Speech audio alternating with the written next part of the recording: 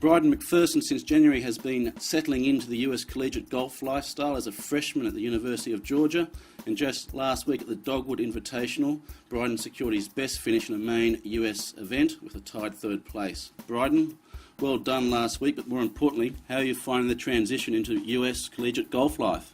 Thanks, Anthony. No, it has been a challenge for me. I've had to take everything that I do back at home and try and put it into a new system over here in the US.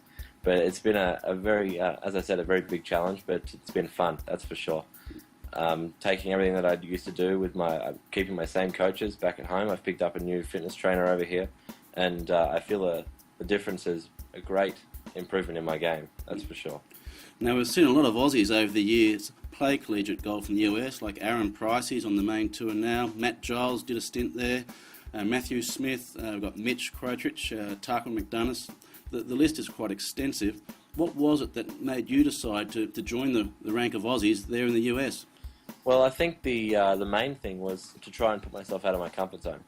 It really was to try and test my routines, test my processes, and the other things that I do to try and make myself better over here in a completely new environment. I mean, I moved over by myself, didn't know anyone. I knew 3 people. I knew the head coach, the assistant coach, and another one player at Georgia, and that was it.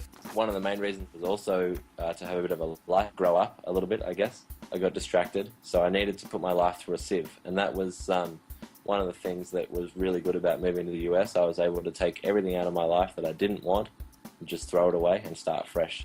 Well, the US summer season's starting to get into full swing now, Bryden, isn't it? You've got the Players this week, you're getting prepared for that. You've then got the Powter Cup, the Western Amateur, and also qualifying for the US Amateur. What are you noticing most as being the difference with the level of competition and the level of play in the US compared to, say, the national trial events that you're playing back in Australia? I think the difference over here is the depth.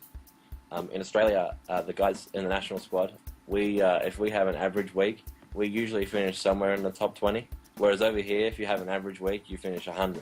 That's the difference. You've got to really elevate your play over here consistently and finish the same kind of positions that we were all finishing back in Australia, and that you have to really be focused and really try and place and play as well as you can every week, because you can't really slack off at all. Now, you've got some good company there at Georgia. You've got a good teammate Russell Henley.